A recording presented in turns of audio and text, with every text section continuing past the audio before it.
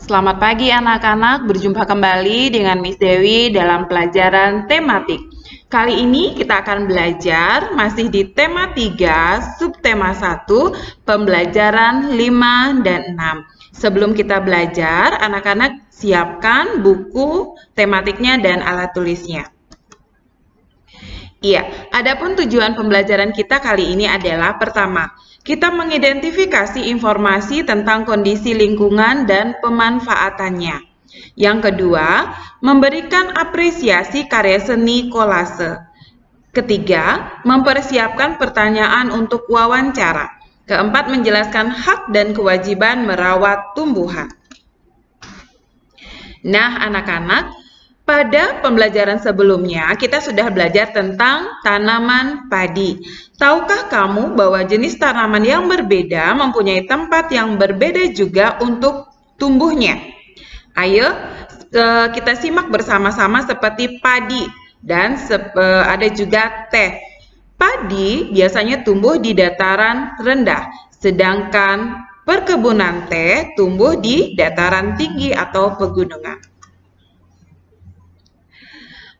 Padi umumnya tumbuh di daerah yang berhawa panas, banyak mengandung uap air dan curah hujan yang cukup. Sinar matahari dan suhu yang sangat hangat mempengaruhi tanaman padi. Suhu yang baik untuk pertumbuhan padi adalah 23 derajat Celcius. Tinggi tempat yang cocok untuk tanaman padi sekitar antara 0 sampai 1.500 meter di atas permukaan laut. Tanah yang baik untuk pertumbuhan tanaman padi adalah tanah yang berlumpur, yang subur dengan ketebalan 18 sampai 22 cm. Diperlukan pengairan yang cukup agar padi dapat tumbuh dengan baik.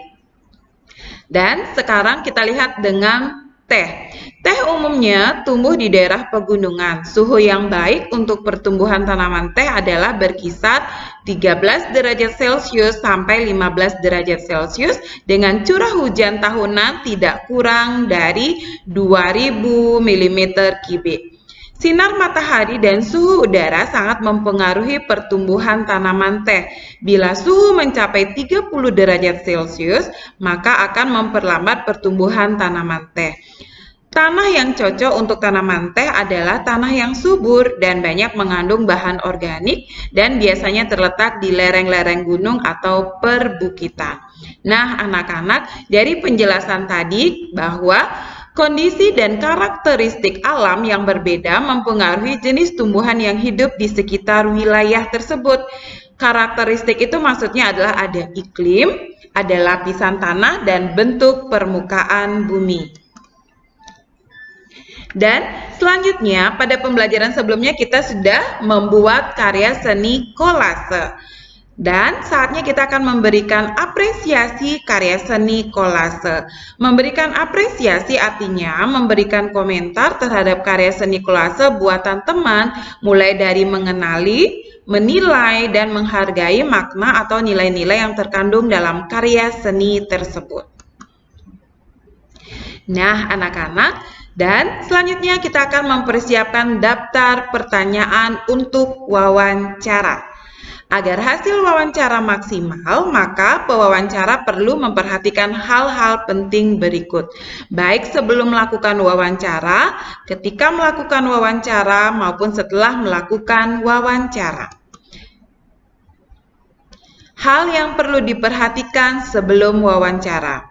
Pertama, pilihlah narasumber sesuai topik.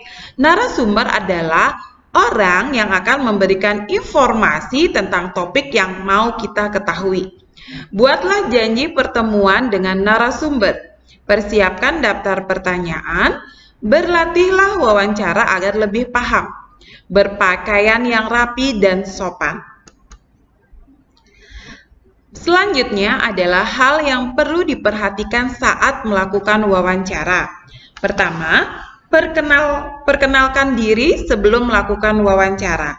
Mulailah dengan pertanyaan yang ringan. Mengarahkan pembicaraan pada topik wawancara. Gunakan panggilan yang tepat dan sopan. Catat atau rekamlah pembicaraan wawancara. Hindari menyela penjelasan narasumber. Hindari pertanyaan yang berbelit-belit. Catat informasi penting saja.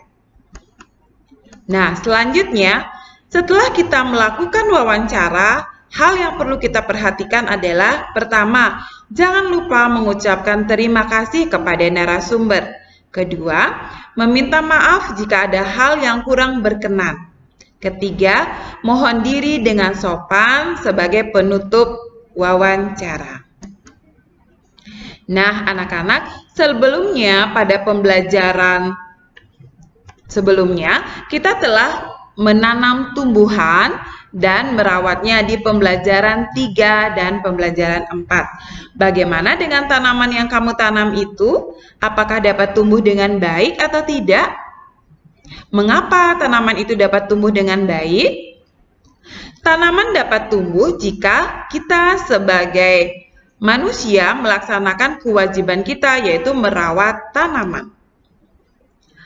Hak dan kewajiban kita terhadap tanaman adalah yang pertama, kewajiban terhadap tanaman, merawat tanaman dengan baik, membudidayakan tanaman dengan cara menanam benih yang baru, menjaga kelestarian tanaman, memberi pupuk untuk kesuburan tanaman.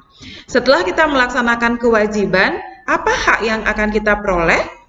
Pertama, kita dapat memanfaatkan tanaman untuk dikonsumsi seperti buahnya ataupun daunnya sebagai sayur.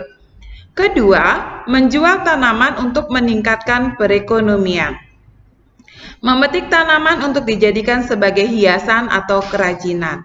Mengolah tanaman menjadi pupuk kompos.